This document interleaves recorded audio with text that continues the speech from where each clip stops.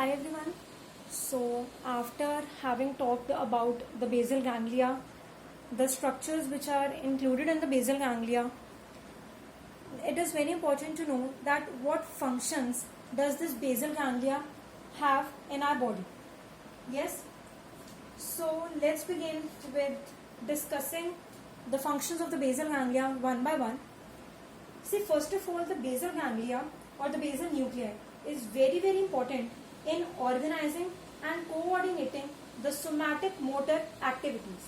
Means the somatic motor activities which we perform, in that the basal ganglia plays a very important role, and these movements include the Wild movements. Okay. After that, the most important function of the basal ganglia is that it regulates the muscle tone. Okay. And it also inhibits the unwanted muscular activity, means the activities of muscles which are not required, which are unwanted and which are useless. These all muscular activities which are unwanted and useless, these are inhibited by the basal ganglia, and the basal ganglia does it by decreasing the muscular tone.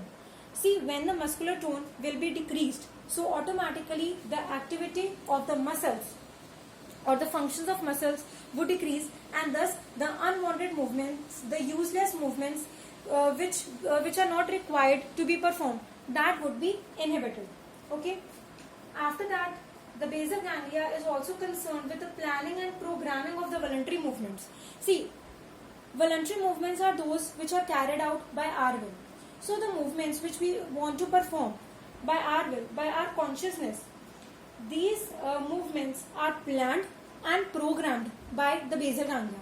Means when we have created a thought of performing a voluntary movement, so the basal ganglia will plan as to how to carry out this movement. Okay.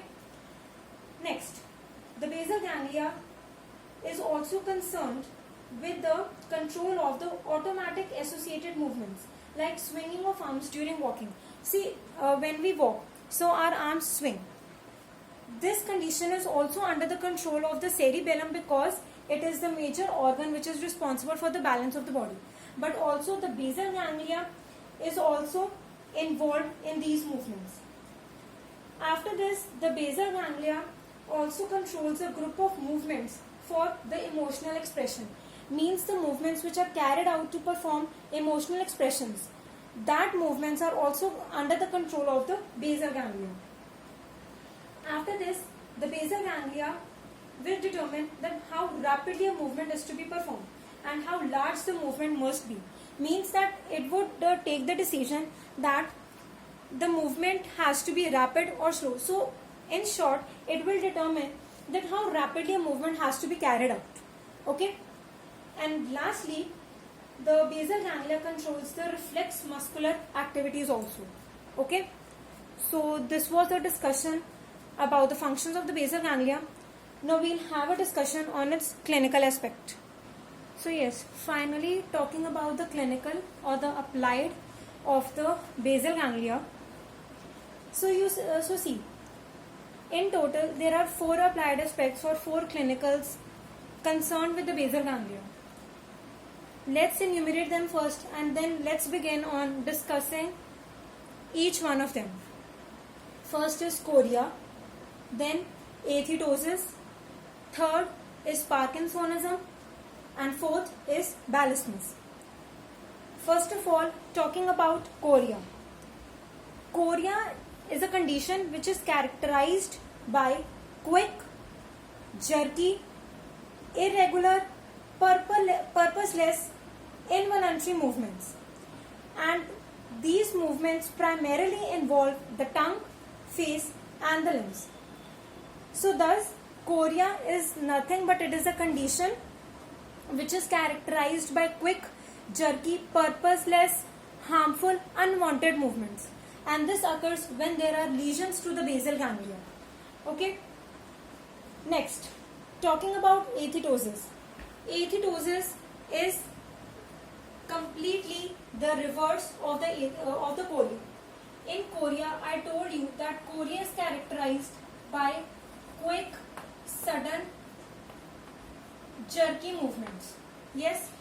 On the other hand, acidosis involves worm-like movements. That is, acidosis is characterized by a condition in which the movements are very slow. Means the movements are worm-like. Okay. So this also occurs when there are lesions to the basal ganglia or the basal ganglia gets damaged due to some of the reason. Then talking about Parkinsonism. The diagram which I have drawn over here is that of a person showing that the person is affected by Parkinsonism. Okay, so this diagram illustrates a person suffering with the disorder Parkinsonism. Now, Parkinsonism is a condition which occurs when there are lesions in the substantia nigra, such that the amount of dopamine neurotransmitter is not sufficient, and thus the condition is characterized as Parkinsonism.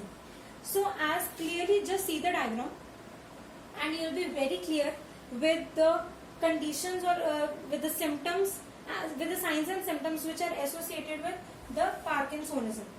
Parkinsonism or the Parkinson's disease is characterized by mask-like face. Mask-like face means completely expressionless face. Means the person does not exhibit any of the facial expression. Second characteristic feature is the pin rolling tremors. There are pin rolling movements. Okay.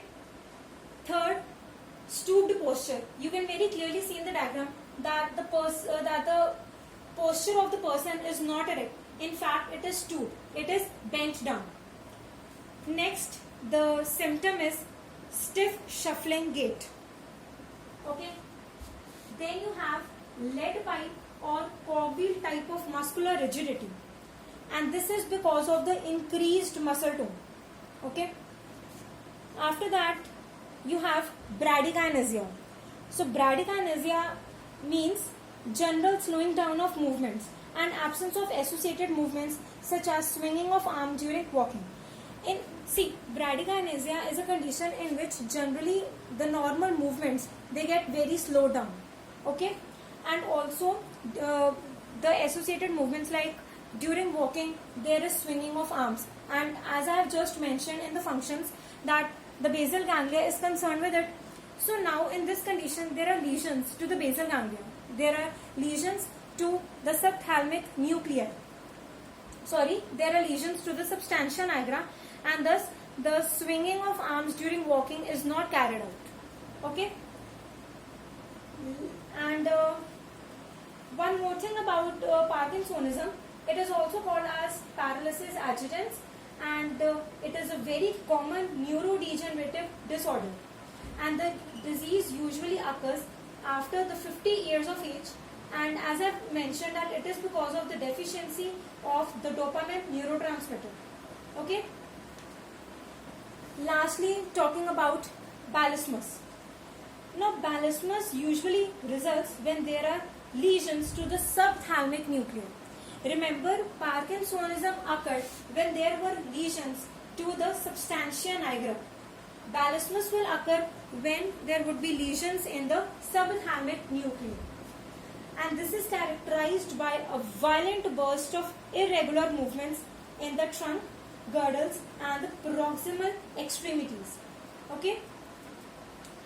Such that the movements which would be exhibited in this condition will be contralateral ballistic movements of one or both the extremities. Okay. And if the disease Balismus is restricted only to one limb, so that is termed as monobalismus. Okay. So this was all about the clinical of the basal ganglia. One important thing is that the chorea is further of two types. One is the St. Vitus dance or the Sindem's chorea, while the other one is the Huntington's chorea.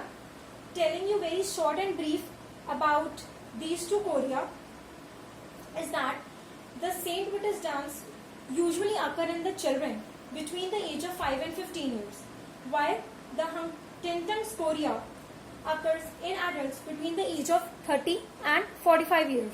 See, There are, once again repeating, there are two types of chorea. The one is the Saint Vitus dance, while the other one is the Huntington's chorea.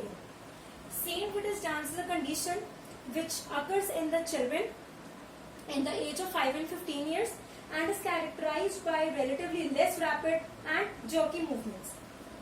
While the Huntington's chorea is a condition that occurs usually in the adults in the age of 30 and 45 years, and here the movements are relatively more rapid and jerky. In Huntington's chorea, there is basically the degeneration of GABA secreting neurons. GABA refers to gamma aminobutyric acid. So the GABA secreting neurons are degenerated in case of Huntington's chorea. Okay. And coming to the recovery, in the Saint Vitus dance, the recovery is complete. Means the child suffering from the Saint Vitus dance is completely able to recover from this disease, while the adult suffering from the Huntington's chorea won't be able to recover. Okay. So this was all about the basal ganglia, the functions of the basal ganglia, and the clinical or its applied aspect. Hope you understood the video well, and if you did so please do press on the like button, as well as if you have not subscribed to my channel till yet, so do subscribe to my channel, and yes, please do hit on the bell icon for latest updates and notifications. Thank you.